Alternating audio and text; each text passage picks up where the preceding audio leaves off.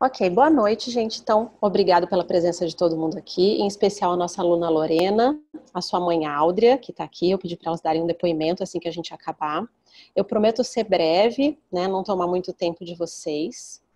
Bom, o ensino médio do Ibero ele foi criado com muito carinho para dar continuidade e atender a demanda, né, dos pais e alunos aqui. E como tudo que é feito, é sempre focado em qualidade, alto nível de rendimento, a produtividade dos alunos. E também nós surgimos depois da aprovação do novo ensino médio. Então, dessa forma, a gente está completamente alinhado às novas diretrizes da BNCC e a tudo que é de mais atual e que é cobrado nas diferentes formas de acesso às universidades hoje em dia. Então, vocês podem ficar bem tranquilos em relação a isso. A gente está muito focado no Enem, e para isso a gente tem um plano estratégico para desenvolvimento do aluno. Então a gente faz reuniões mensais, nas quais a gente conversa, traça estratégias, metas, avalia as dificuldades e analisa os resultados. Porque muitas vezes a maior dificuldade do aluno não é o conteúdo em si, mas o estado emocional na prova, a administração do tempo de prova, e outros tipos de administração emocional mesmo. Às vezes é mais interessante começar pela redação, para outro aluno é mais interessante começar pela prova de matemática. E são detalhes que a gente vai vendo ao longo do processo e que mudam para cada um, porque cada um é diferente do outro. E a gente acaba analisando isso a cada conversa, a cada resultado, até porque os objetivos de cada um são diferentes e os potenciais diferentes também. Então, o que a gente busca principalmente é desenvolver o potencial de cada um. Tá? Então, esse processo é analisado de forma meticulosa, passo a passo. O que muda em termos de funcionamento do Fundamental 2 no ensino médio? Bom, o que os alunos sentem mais diferença logo de início é a quantidade de disciplinas, né? Porque no ensino médio a gente tem 12 disciplinas, né? É mais do que vocês estão acostumados até o momento. E tem algumas aulas de disciplinas normais que acontecem no período da tarde também, né? Então a gente tem as disciplinas no período do matutino, né? Igualzinho, não muda nada. Mas aí o que tem? À tarde a gente tem o inglês e depois do inglês, em alguns dias, não são todos os dias, tá? Em alguns dias tem aula de disciplina normal também, tá? Então, e por quê? Justamente por causa dessas disciplinas a mais que a gente tem.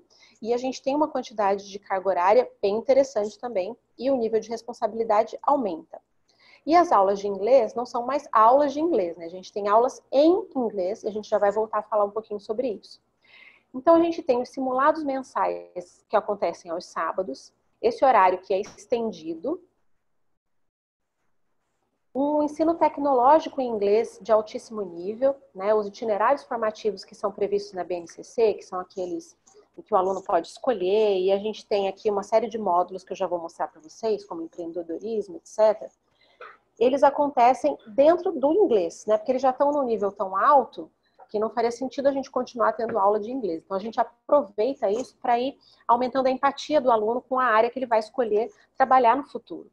E cada aluno vai ter a possibilidade de, ao final da terceira série, se optar por isso, né, fazer o CPE, que é o Certificate of Proficiency in English, que é o nível mais alto de Cambridge hoje em dia, que é o nível que os nossos melhores professores têm. Então, eles têm essa possibilidade de já sair com essa formação assim excelente. Para vocês terem uma ideia, é o tipo de certificado que é exigido para fazer um doutorado na Europa, por exemplo, numa universidade estrangeira. É esse nível que eles terão, tá? Se optarem por fazer esse certificado, claro, né? A oficina de redação, que é semanal, de alto nível também.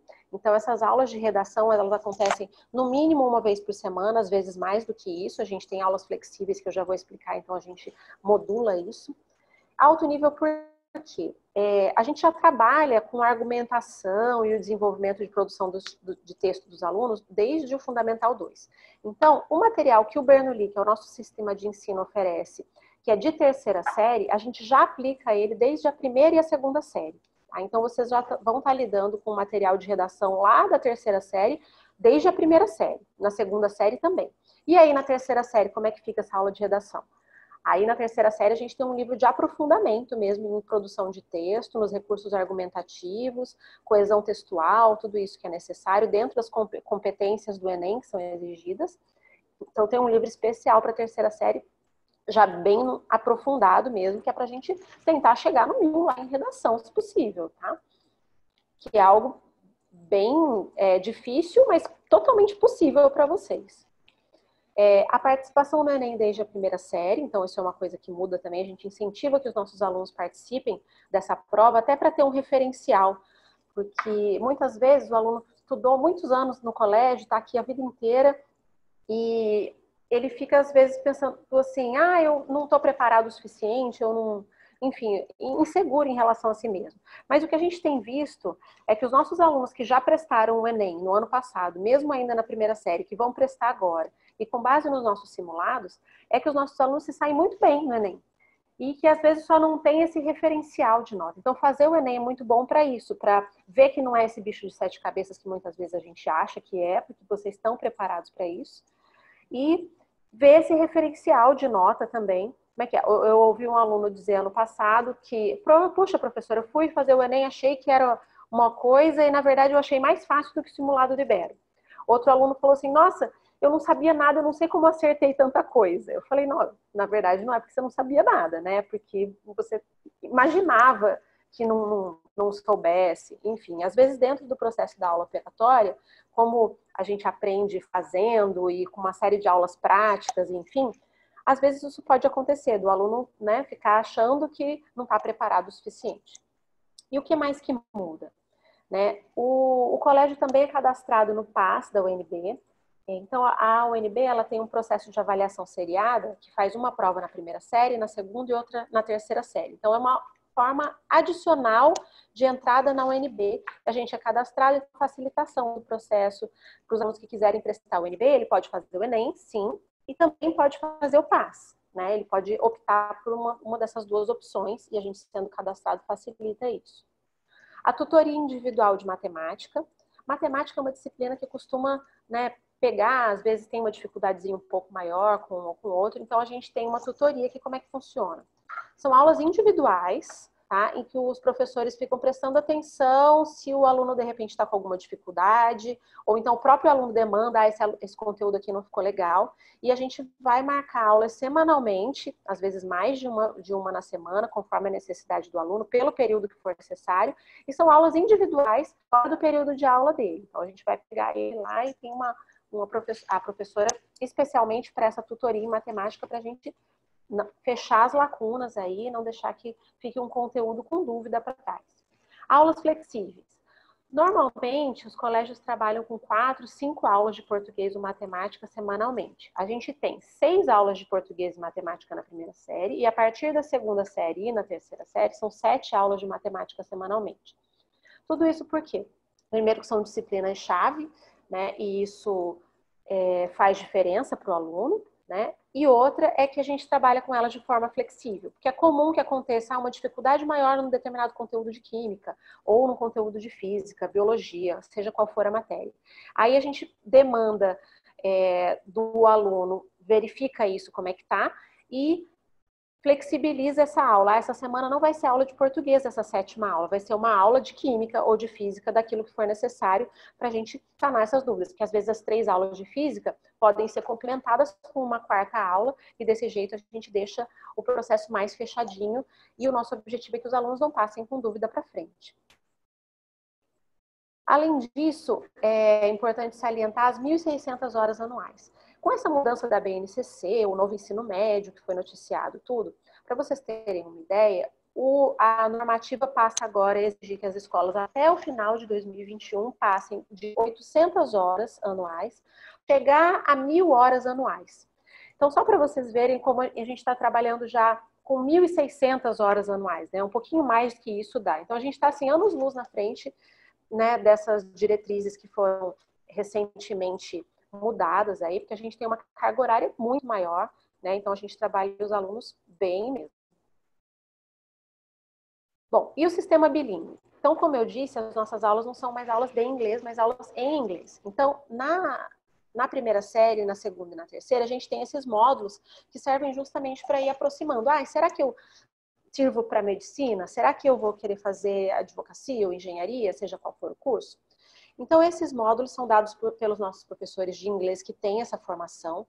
Então, além de ver pinceladas, e a gente já tem a oportunidade de chegar na universidade, às vezes com um conteúdo a mais, né, que ele já viu, ele já experimentou, Vou dar um exemplo para vocês de ciência e saúde. No ano passado, os alunos abriram o útero gravídico de uma vaca, fizeram exames de raio-x, enfim, uma série de experiências que, né, despertam a curiosidade, eles aprenderam uma série de coisas da questão da fisiologia animal, etc. E dá para sentir uma aproximação, né? Poxa, gostei muito, eu acho que dá para ser medicina veterinária, ou a área de medicina é legal para mim, ou então o oposto, né? Nossa, isso não combina comigo, não dá para ser. E assim por diante. E isso acontece com todas essas áreas que estão citadas aqui, cada uma delas acontece em um módulo bimestral. E o último módulo do ano é sempre um projeto social, que está dentro do nosso objetivo de formação também. Então, é um trabalho coletivo da turma, em que a turma desenvolve em conjunto, escolhe um tema. Né? No ano passado, eles fizeram uma arrecadação de brinquedos e a gente fez uma doação, fomos lá à ACC, né? Brincamos com as crianças à tarde, foi bem divertido e foi um projeto que eles fizeram, né? Que é de escolha deles. E a única exigência é que tenha um bem coletivo, né? Que traga um benefício para alguma comunidade. Fora isso, a gente ainda adota os materiais, deixa eu voltar aqui no slide, da National Geographic e TED Talks, né, que é um material excelente e que ajuda a gente dentro desse processo. E o acompanhamento individual? Bom, o acompanhamento individual é a chave, é o diferencial que realmente dá resultados excelentes. A gente vem acompanhando o progresso dos alunos, já vou mostrar uma tabela para vocês. Então, essa conversa, o ajuste de metas e estratégias é o que realmente faz diferença. Além disso, tem o investimento em tecnologia. Vocês devem ter visto no Instagram aí recentemente, né, o Gilberto abrindo iPads, vários iPads que foram investidos aqui para o colégio, e Apple TVs, enfim. Então, tudo isso está sendo investido e vai ser de uso comum, né? Está prontinho aqui, esperando que as aulas presenciais voltem, né? E a tabela, essa análise de resultados, como é que funciona? Então, a cada simulado, o aluno recebe uma tabela como essa aqui, que vocês podem observar. Então, aqui, em azul, nessa notazinha aqui, esse 514, esse é o resultado do Enem desse aluno aqui, que é um aluno de segunda série, tá? Eu copiei e colei a tabela dele, exatamente, são as notas reais do aluno aqui, inclusive. Então, esse aluno aqui tirou 514 no último Enem. Aqui a gente tem embaixo um referencial de nota de corte, que é como o Enem funciona, né? A gente não tem 1000 na nota do Enem, ele vale 1000, mas dificilmente o aluno consegue tirar 1000 no Enem. Então, a gente põe aqui o referencial, que é medicina, por exemplo, que é o curso mais concorrido. A nota de corte do ano passado foi esse 797. Mas muitos cursos têm nota de corte 500, por exemplo, né? Às vezes até um pouco menos do que isso. Já vou mostrar para vocês também. Então, esse aluno aqui tirou 514 no Enem. No nosso primeiro simulado desse ano, ele tirou esse 392. Observem aqui o progresso, né? O último simulado feito foi esse simulado 6 aqui, que está nessa coluna, e ele tirou 771. Então, quer dizer, a gente vai conversando, ajustando estratégia. Ah, começa assim, não, faz de outro jeito, vamos tentar no próximo simulado se até o tempo, porque muitas vezes ele tirou esse 390 aqui, porque não deu tempo de fazer a última matéria. Porque no Enem são 3 minutos por questão, e a gente faz exatamente isso no nosso simulado. Então, muitas vezes a dificuldade não está só num conteúdo, numa dificuldade de interpretação de texto, mas em saber mesmo como lidar com aquela prova, com a administração da emoção, enfim, de como ele vai estar lidando aqui. Então, aqui eu coloco para vocês o desenvolvimento e o crescimento desse aluno, inclusive aqui nas notas de redação, que também é feito um acompanhamento. Olha, na introdução você tem que contextualizar um pouco melhor, ou tem que usar mais conectivos, enfim, uma série de detalhes, que daí os alunos vão se aprimorando e a gente vai conseguindo melhorar esse resultado aqui aos poucos. E essa tabela é coloridinha assim, justamente porque cada cor representa uma área, que é uma área de competência do Enem. Então, vermelho aqui é matemática, aí a gente tem linguagens em verde, ciências da natureza em amarelo e ciências humanas em laranja, a redação em azul claro. E eles vão se acostumando, inclusive, com essas cores, e aí já fica de fácil visualização. E esse referencial aqui são os alunos que me dizem: ah, eu estou querendo fazer engenharia, então é o referencial de engenharia que eu vou colocar nessa tabela. Ou não, mudei de ideia, no mês que vem eu estou pensando já em fazer nutrição. Aí eu mudo esse referencial aqui para nutrição, de acordo com o objetivo de cada um, tá? Além disso, eles recebem também esse gráfico que é relativo a essa tabela anterior, e que a gente consegue analisar daí bem detalhadamente por cores aqui como é que foi. Ah, olha só, nesse simulado 1 aqui ele foi super mal de matemática, foi a prova que não deu tempo de fazer a prova de matemática. Já que no último simulado, olha lá, ele tirou perto de 1000 em matemática, tirou 944. Então foi um grande sucesso aqui, porque a média cresceu, já conseguiu, né, dar tempo de fazer todas as questões e assim por diante, ajustou a sequência de realização da prova e assim por diante. Então a gente consegue ver caso a caso aqui em cada disciplina como avaliar, e esse é o nosso material para conversa de cada um. Aí aqui nesse slide eu coloquei aqui para vocês o resultado real também do nosso último simulado agora, foi o que foi feito agora em outubro, tá? Então essas aqui são as notas dos nossos 13 alunos da segunda série no simulado, tá? Então estão em ordem decrescente. Então vocês podem ver aqui que o aluno que foi melhor nesse simulado tirou 828, e o aluno que foi pior tirou 543. A média da turma é esse 680. Baseado nas notas de corte do Enem aqui de 2019, vocês podem observar que com essa média, todos eles passam para algum curso na universidade. Mesmo eles não tendo concluído o ensino médio ainda. Vocês podem observar aqui que o curso de letras tem nota de corte 545, medicina 797. Ou seja, esse aluno que tirou 828, ele pode escolher para o que ele quer. E a grande maioria dos alunos, vocês podem observar, que é uma média muito alta, passa para o curso que quiser. Tá? Então é uma questão de foco, de meta realmente, da gente ir trabalhando. E a gente tem notado isso a cada simulado. Esse aqui é o resultado do nosso último simulado, né? E o Enem tem comprovado isso, tá? A gente vê que normalmente no Enem eles têm tirado notas superiores à do simulado ou então compatíveis à do nosso simulado aqui do colégio. Então eu posso dizer que 100% dos nossos alunos que fizeram o Enem de 2019 passaram para algum curso, lembrando que eles ainda estavam na primeira série do ensino médio, que eles fizeram o Enem em dezembro do ano passado. Então, nossos alunos que prestaram o Enem já, eles, né, tinham acabado de concluir só a primeira série. Então, ainda tem um longo caminho e mesmo assim tiveram um resultado muito positivo, né, que é o que vocês todos, né, vão ter também, porque vocês têm uma preparação sólida. Basta se dedicar a isso, né? A gente também não pode deixar para lá. É preciso esforço. Alguns comentaram, como eu já disse, que acharam o Enem mais fácil, né, do que o nosso simulado. E a gente também não pode esquecer do resultado do SAT, que é aquele simulado americano, né, do vestibular americano, em que 86% dos nossos alunos tiraram notas acima da média nacional dos norte-americanos. Ou seja, os americanos que estão acostumados a fazer essa prova, que não é uma prova de inglês, tá? É um vestibular para entrar da universidade, normal, que então envolve matemática, inclusive. E os nossos alunos, 86% deles foram melhor do que a média dos americanos. Então, é um resultado muito significativo. O próprio diretor do Daqui para Fora, quem aplica essas provas, fez questão de elogiar muito e falar que, assim, mesmo em São Paulo, nos melhores colégios, é raríssimo ver esse tipo de resultado e é consequência da formação de vocês. E sobre a estrutura geral? Bom, como é que a gente estruturou aqui o ensino médio? Bom, nos 2 primeiros anos, a gente vai dar 90% do conteúdo geral de ensino médio. Então, o aluno, ao final da segunda série, ele já vai ter visto praticamente tudo de conteúdo do ensino médio. Por quê?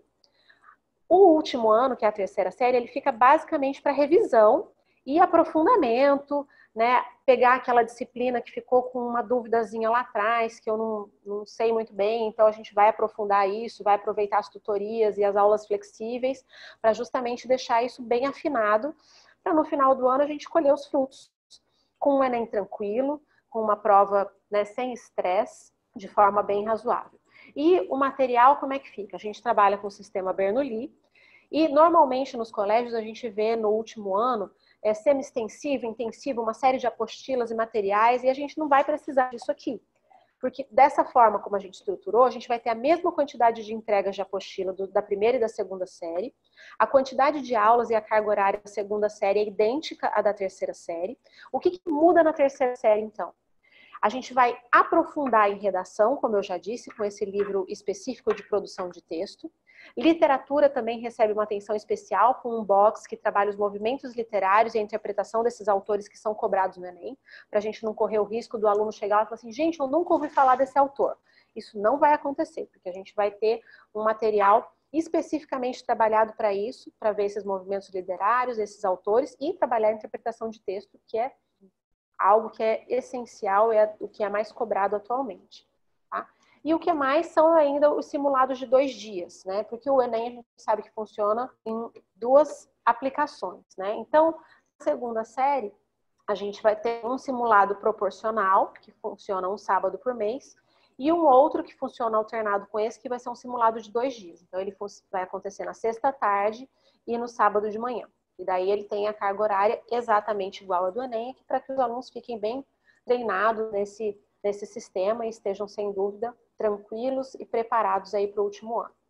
Outra coisa que é importante saber é que o nível de dificuldade dos simulados também vai aumentando gradativamente. Então, o primeiro simulado que os alunos forem fazer na primeira série tem um número menor de questões, o nível de aprofundamento e de dificuldade é menor. Assim que eles forem fazendo os próximos simulados, a gente vai aumentando o número de questões, aumentando a profundidade. Quando chega no final da primeira série, eles já estão fazendo um simulado no qual 20% das questões já são questões de conteúdo geral, ou seja, não são questões relativas somente ao conteúdo que eles viram no último bimestre, mas pode cair qualquer coisa da história escolar deles, né? E na terceira série, esses simulados de 2 dias já vão ser de conteúdo geral mesmo. Então, é aquele, como eles já viram o conteúdo todo ao final da segunda série, aí são simulados em que pode cair qualquer coisa, né? Para justamente eles ficarem mais tranquilos e preparados para esse processo.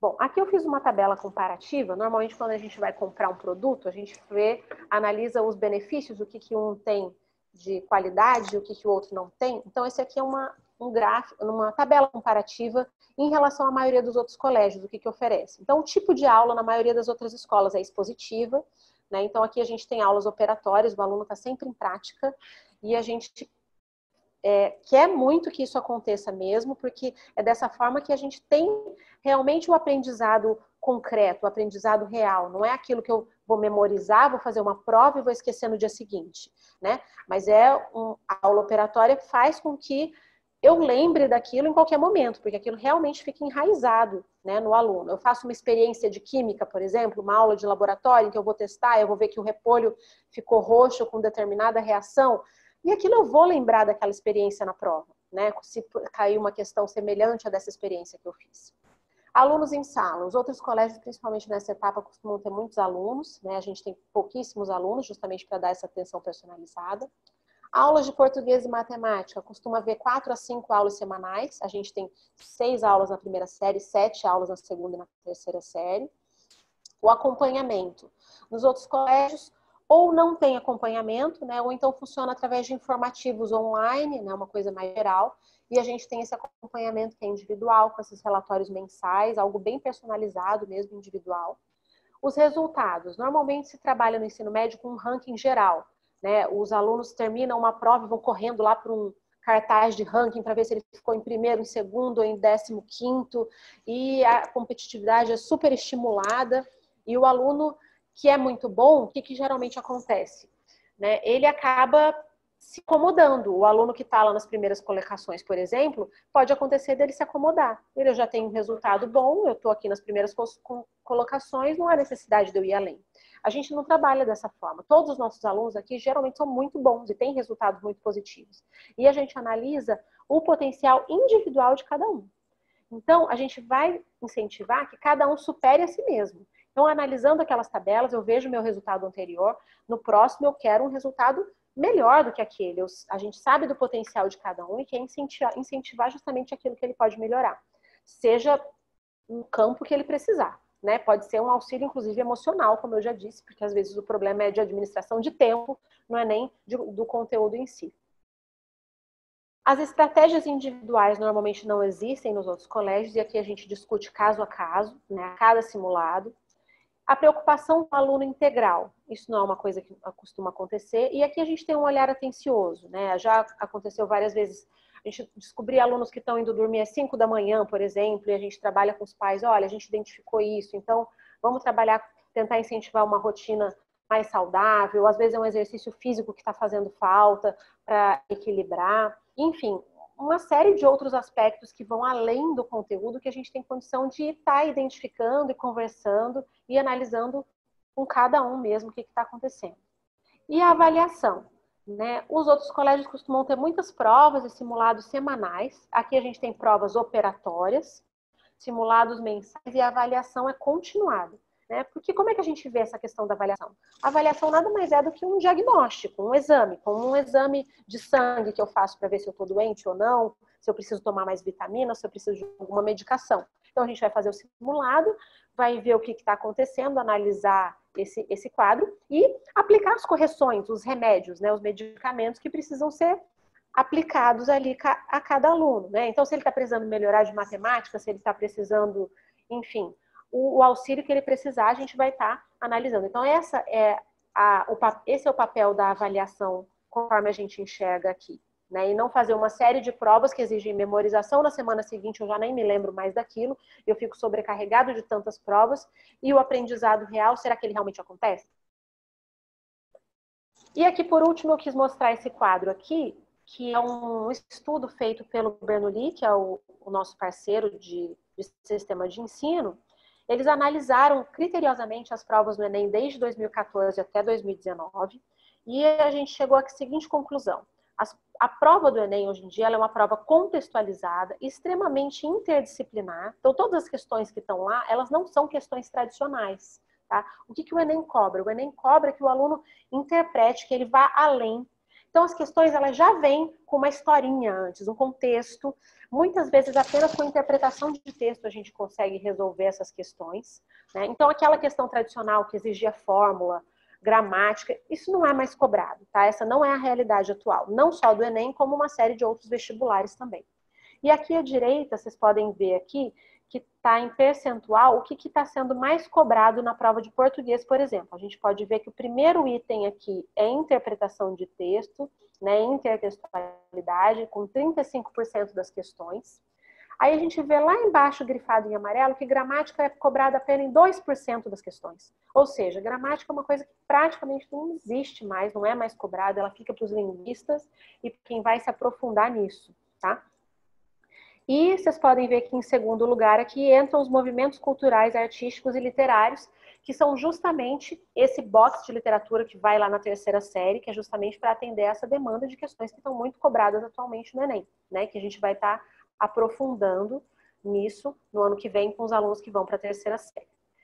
Então eu finalizo por aqui e essa é a pergunta que fica, né? Qual será a minha escolha? Será que é quantidade ou é qualidade? Né? Então eu abro agora para os questionamentos daqui a pouquinho, mas antes disso eu queria dar a palavra para a Áudia, né? Queria que vocês conhecessem ela. Ela é mãe da Lorena, nossa aluna de ensino médio, tá? E eu gostaria que ela falasse um pouco da história dela, porque ela é um pouquinho diferente, ela, diferentemente de boa parte de vocês que está aqui desde o Iberinho, né, há muito tempo, a Lorena é uma aluna mais recente. Então, Áudria, deixo a palavra com vocês. Muito obrigada pela presença de todos, tá? Boa noite. Boa noite aos pais, né? Na verdade, assim, o que eu tenho para dizer é que eu estou bastante satisfeita com o sistema de ensino, porque, na verdade, quando eu tive que tirar a Lorena do colégio que ela estava, desde pequena, foi uma dificuldade muito grande, porque ela já vinha de um colégio que o pessoal sempre procurou trabalhar com projetos, né?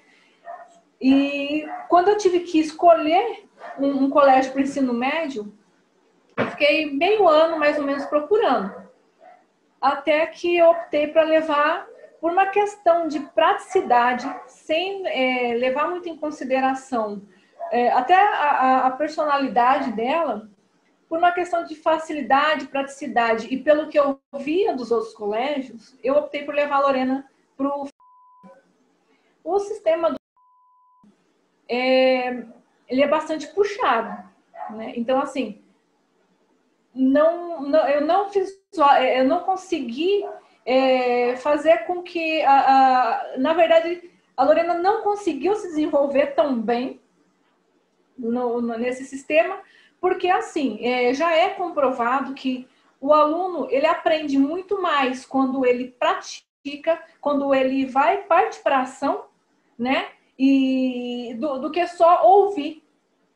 Eu acredito que a maioria dos pais deve mais ou menos ser da minha faixa etária, E assim, a minha formação foi mais ou menos essa, né? A gente ouvia muito, decorava tabuada, decorava verbos, que hoje a gente não lembra, né? Hoje a tabuada eu me lembro porque foi, acho que, uma coisa que eu passei, acho que desde a infância até a adolescência todinha decorando tabuada. Então, assim, só a tabuada que eu não esqueci. Mas todas as outras matérias que foram decoradas, infelizmente hoje, eu perdi bastante.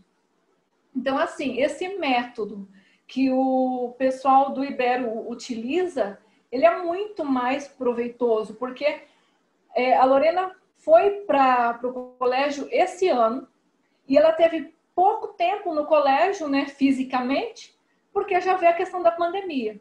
Só que mesmo nas aulas online, o desenvolvimento que ela teve foi, assim, gigantesco. Foi gigantesco. Porque o que acontece? O pessoal do Ibero, a qualificação dos profissionais de toda a equipe, ela é muito voltada para detectar o potencial do indivíduo. Então, isso faz com que a criança ela consiga se desenvolver ao máximo o potencial que ela já tem. Então, eles conseguiram detectar os potenciais da Lorena e o que eles fazem? Eles estimulam isso. E, claro, a gente não tem como ser bom em todas as áreas. E o que eles fazem, então? As áreas que ela tem um pouco de dificuldade, eles auxiliam, ajudam, de uma forma que ela consiga também desenvolver essas dificuldades e melhorar. Então, acho que dificilmente, aqui em Cuiabá, para escolher levar ela para o ensino médio, eu visitei, passei algumas tardes em alguns colégios, passei algumas manhãs em alguns colégios, e até para acompanhar sistema e tudo. E realmente, assim, eu não consegui ver nenhum outro colégio ter esse acompanhamento individualizado de cada aluno, que isso faz a diferença total. Porque, assim, a maioria dos colégios, eu acho que nenhum de ensino médio tem só 20 alunos dentro de sala. Então, um grande diferencial já começa aí. Só pelo fato de ter pouco aluno, eles conseguem conhecer cada aluno, que às vezes, assim, nem a gente mesmo que é pai conhece alguma determinada particularidade da criança, até porque a gente não tem essa especialização, a gente não tem essa qualificação. Pelo menos eu não tenho, né? Eu não sou da área de educação nem nada. Então, assim, alguns detalhes até da personalidade do filho da gente, que às vezes a gente não consegue detectar, eles conseguem, porque eles têm essa qualificação. Então, com esse acompanhamento individualizado, eles conseguem perceber qual que é o potencial daquele aluno, elevar ao máximo o potencial do aluno. Eles traçam junto com o aluno, junto com os pais, porque sempre que tem essa devolutiva de simulados e tudo, Marisa sempre conversa comigo, antes era pessoal, agora a gente fala por telefone, enfim, pelos meios online, mas sempre tem essa devolutiva individualizada, que eu sei exatamente que ela está falando da minha filha, o que a gente pode fazer, como é que a gente pode trabalhar para que ela possa melhorar, porque o que é o principal que eu vejo? É justamente o aluno alcançar os objetivos dele. Então, eles trabalham em cima disso. Qual que é o objetivo do aluno? O que esse aluno pretende? O que ele quer fazer? E aí eles buscam, sabem exatamente o que eles vão fazer para que o aluno alcance aquele objetivo. Então, assim, aqui, pelo menos em Cuiabá, por tudo que eu andei, por tudo que eu pesquisei, eu só me arrependo de não ter colocado a Lorena no colégio antes. Porque, assim, o tanto que ela desenvolveu depois que ela foi para o colégio, foi, assim, mais de 1000%, porque ela desenvolveu demais. Tanto que, assim, tá todo mundo admirado de ver como foi esse desenvolvimento dela. E aí, assim, já tem as minhas amigas, né? Que são mães das colegas da minha menina menor, que a minha menina menor também não está no Ibero, porque, assim, ela queria terminar o ensino fundamental no colégio, que está desde pequenininha. Todo mundo já está na fila de espera. Para o ensino médio, a gente já tem... Vamos ver se a gente vai ter para onde ir, né? Tomara que a gente consiga a vaga. Mas a gente já está na fila de espera justamente por quê? Porque o trabalho que eu vi que eles... O resultado que eles me entregaram até agora foi fora de expectativa. Superou demais as nossas expectativas. Então, assim, eu sinto que a minha filha, ela está preparada não só para fazer uma provinha do Enem. A minha filha está saindo do colégio preparada para a vida, que para mim é o mais importante. Eu sei que ela lá, quando ela sair do colégio, ela vai estar preparada e ela vai poder fazer o que ela quiser, ela vai poder trabalhar onde ela quiser, fazer o que ela quiser realmente porque ela está preparada para isso, porque o colégio está me entregando. Então, assim, eu estou muito satisfeita. Se Poxa, muito obrigada, Áurea. Se quiserem questionar, fazer uma pergunta sobre outras escolas, como que foi, como que é, fiquem à vontade que eu estou à disposição.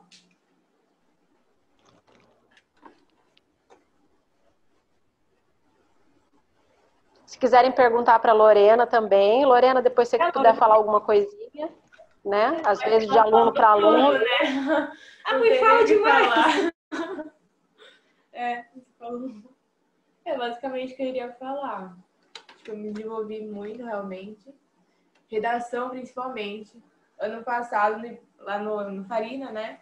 Eu sempre tirava 900, 800. Eu falava, nossa, minha redação tá top. Chegou no Enem, 440. Aí eu falei, o que tá acontecendo? Aí no Ibero eu percebi onde que eu tava errando, os professores, que eles sempre conversam com a gente, particularmente. Aí falando, ó, você podia melhorar aqui, trocar isso daqui. Tanto é que, por acompanhar meus resultados, realmente, eu melhorei muito. Então, esse acompanhamento de perto que tá fazendo a diferença, que realmente me fez evoluir bastante. Mas realmente, posso... Gente, eu falo muito, se eu estiver falando demais, vocês podem cortar. Realmente, essa questão da redação, ela... Assim, eu até cheguei nos outros, e não só no ensino médio. A redação foi algo que sempre me preocupou, porque, assim, cada aluno tem a sua matéria preferida, cada aluno tem, né? Cada pessoa, cada indivíduo tem um lado que se adapta melhor. Então, a Lorena, ela tinha já uma dificuldade na questão de redação. E foi uma coisa que eu sempre cobrei desde o ensino fundamental. Eu queria que os professores me dessem um retorno, mas um retorno assim, olha, a redação da Lorena não foi boa por esse motivo. Ao invés de ela escrever assim, ela poderia ter feito isso e isso. E não simplesmente vir com aquela ficha e falar, ela tirou 1,5, ela tirou 0,5, porque não atendeu a competência tal. Ok, eu não sou da área, eu não sou professora de redação, muito menos. Então, assim, eu olhava e eu não conseguia explicar para ela como que ela poderia alcançar a nota máxima naquela competência, porque eu não entendia. E eu sempre pedia para os professores, me dá um exemplo do como é que ela poderia, então, atingir essa nota máxima nessa competência. E esse retorno eu nunca tive. Aí, no Ibero, veio eu nem precisei falar nada. Então, assim, já a partir da primeira prova que ela fez, já veio esse retorno. Olha, a sua redação está boa nisso e nisso, mas você tem que melhorar isso, isso, isso. Por exemplo, aqui você poderia ter utilizado tal frase ou tal palavra e não isso e aquilo. Então, com isso, ela conseguiu entender onde ela estava errando e conseguiu melhorar. Então, assim, com certeza, o resultado veio. A Rita quer fazer uma pergunta. Estou num impasse, eu queria a opinião sua como educadora primeiro e das outras mães, né? Porque, assim, o Davi estuda desde pequeno no Ibero, não sei nem quantos anos, e eu sou muito satisfeita. Não acho que tem resultado, concordo com o que a mãe dela falou sobre ter esse tratamento mais individualizado. Eu também acho que o Enem é importante, mas não adianta nada decorar essa matéria inteira e que não vai ser aproveitado grande parte dela depois. Eu mesma entrei numa faculdade, depois não era aquilo e fui para outra. Uhum. E a minha pergunta para você é assim, se você acha... Porque, assim, na verdade, o que eles querem sair? Eles querem um novo. Eles querem a novidade. Eles querem um novo desafio. Eles querem... Além de ir atrás dos amigos. Eu acho que isso conta muito, né? E eu aqui, pelo menos, eu gosto de dar autonomia para que o Davi tome algumas decisões que eu acho importante ele ter essa autonomia, essa voz, ele poder falar o que ele quer. Mas a minha dúvida é, nesse ponto, eu vou para o que eu acho, relato meu, eu andei em algumas escolas já. Eu não gosto desse tipo de ensino. Para mim não funciona. Mas eu tenho um adolescente em casa que quer tomar a posição dele. Eu entendo isso. Assim, então, é esse impasse. Eu falo, não, a minha vontade é soberana e vai ser feita. Ou eu, não, tudo bem, você vai começar a ter autonomia e vai poder fazer as suas escolhas. Então, assim, foi até legal a última apresentação que você fez, que ele pôde participar, ele mesmo sentiu, assim, é legal, né, mãe? Vai ter outras coisas. Então, deixou ele em cima do muro. Mas, como eu te falei, eu quero a opinião de vocês sobre isso. Se você acha que... Qual é a posição correta? Eu bato o pé e pronto, e eu aqui mando eu... Ou eu escuto ele também, respeito a vontade. No final, ele já vai fazer 15 anos, né? Bom, a gente tem aqui uma pessoa bem mais experiente que eu, que está aqui pronta para responder a sua pergunta, então eu nem vou responder, vou deixar ela responder, tá? Que ela está aqui querendo responder. Vai lá, Titi. Tá. Isso. Olha só. Essa questão de resolver fatos importantes da vida... Na semana passada, acho que nós tivemos outra reunião, a Gabriela Sconelli falou muito bem, e eu concordo muito com a opinião dela. Ela deu um depoimento muito interessante que aconteceu com ela, aconteceu com a filha dela, que está nessa fase, né, que estava nessa decisão. E eu concordo muito com o seguinte, a gente tem que pensar que, apesar de a gente desenvolver a autonomia das crianças e dos adolescentes, existem limites para esse desenvolvimento de autonomia. Tanto é que, por exemplo, o jovem, o adolescente, ele não pode dirigir. Por quê? Porque a própria lei, o bom senso e tudo mais indica que ele ainda não tem maturidade suficiente para dirigir, que é uma responsabilidade muito grande. Então, isso é só um sinal de que eles não têm maturidade para decidir muita coisa. Eles não podem decidir tudo como se fosse um adulto, porque não tem vivência e não tem maturidade para ponderar todos os pontos importantes. E, infelizmente, isso acontece no momento em que eles estão decidindo o futuro. Então, isso é muito perigoso, porque se os pais dão completa decisão ou completa responsabilidade sobre o adolescente para resolver o que é melhor para a vida dele, isso pode sair em detrimento do próprio aluno, do próprio adolescente. Então, são coisas que a gente precisa pensar. Assim como a gente pensa desde criança pequena, olha, você desenvolve autonomia deixando ele escolher a roupa, deixando ele escolher, de repente, o brinquedo, mas escolher que horas ele vai dormir, ou se ele vai no médico ou não, isso não compete à criança. Na adolescência, eles têm mais liberdade, beleza, mas eles podem ainda escolher qual programa que vai ser, seus amigos, isso e aquilo, mas tem limites também, eles não podem decidir o que vai ser da vida deles, sendo que os pais têm muito mais condições de avaliar o que realmente vai fazer diferença na vida deles. Então, é por isso que, por exemplo, a pessoa antes dos 18 anos não pode casar, porque não pode decidir. É claro que com a cabeça deles, apaixonados, etc., alguns casariam com 15, 16 anos, mas a lei não permite, porque sabe que eles não têm essa autonomia ainda, porque não têm maturidade, condições de avaliar com responsabilidade suficiente sobre o seu futuro. Então, algumas coisas podem ser liberadas e outras não. É claro que isso fica na decisão de cada um, a gente respeita, mas uma vez que você pediu a opinião como educadora, O que eu vejo é o seguinte, eu tenho 32 anos de escola, 32 anos de laboratório. E o que funciona bem com o futuro, com o sucesso do aluno? Limite claro. Na hora em que a coisa tem coisas que a gente tem que demarcar o território e dizer não. Não, não. Droga, não. Entendeu? Não. Por exemplo, né? Infringir a lei, dirigir antes de ter carteira. Não. É lei. Você não pode flexibilizar isso, senão que outras flexibilizações vai ter que se fazer, entendeu? Então é nesse sentido que eu acho que é preciso ponderar o que está em jogo, até onde essa autonomia vai prejudicar ou não. Não vai ser, claro que assim, os nossos alunos, como a gente estava falando, têm capacidade para se dar bem em qualquer lugar, tenho certeza disso. Todos que saíram daqui, por exemplo, já para uma universidade ou para um intercâmbio, foram muito bem, foram elogiados, estão sempre bem. Mas a questão é essa, eu acho que você tem que pensar e ponderar até onde, né, eles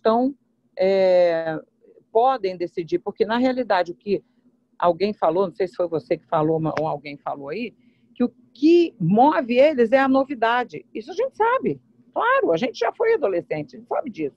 É conhecer gente nova, é isso que importa. Eles não estão preocupados com, na realidade, o que vai ser o futuro, a profissão e tudo mais. Então, isso tudo, eu acho que nós, como responsáveis, temos que chamar a responsabilidade para nós. Na adolescência, a gente só quer zoeira, né? Aí eu falei, lá eu vou poder chegar, usar com todo mundo, ficar brincando. Mas aí, assim, a gente tem que ponderar, porque assim, eu não vou pagar para a pessoa ficar na zoeira. Não é? Então, assim, vamos chegar, vamos conversar. Temos esses dois colégios, essas são as duas opções.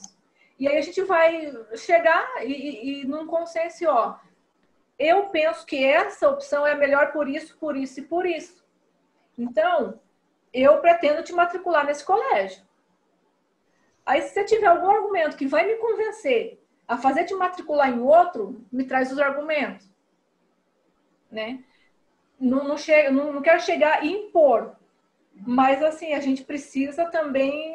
A gente já tem que meio que saber onde a gente vai levar. A gente não vai impor, porque ainda mais na adolescência fica meio difícil de você estar nesse embate direto, mas eu acho que a conversa, ela é importante. Mas fazer com que eles entendam de que estamos tratando do seu futuro, né? Será que você tem maturidade realmente, como a dona Lenise falou, para decidir isso agora, sem a minha opinião? A gente vai chegar e conversar.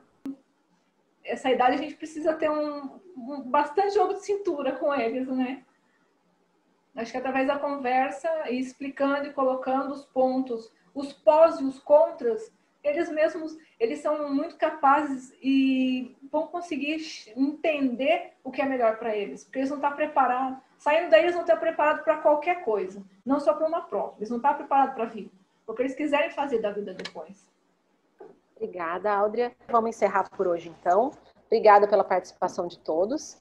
A gente gravou aqui a reunião, depois quem quiser a gente pode, né, divulgar, às vezes quer compartilhar a ideia com o marido, com alguém que não estava aqui presente, tá? Qualquer coisa é só falar comigo, tá? A reunião está gravada e a gente compartilha com vocês depois. Então, obrigada, boa noite. A gente se vê então, tá bom? Qualquer coisa eu estou sempre à disposição.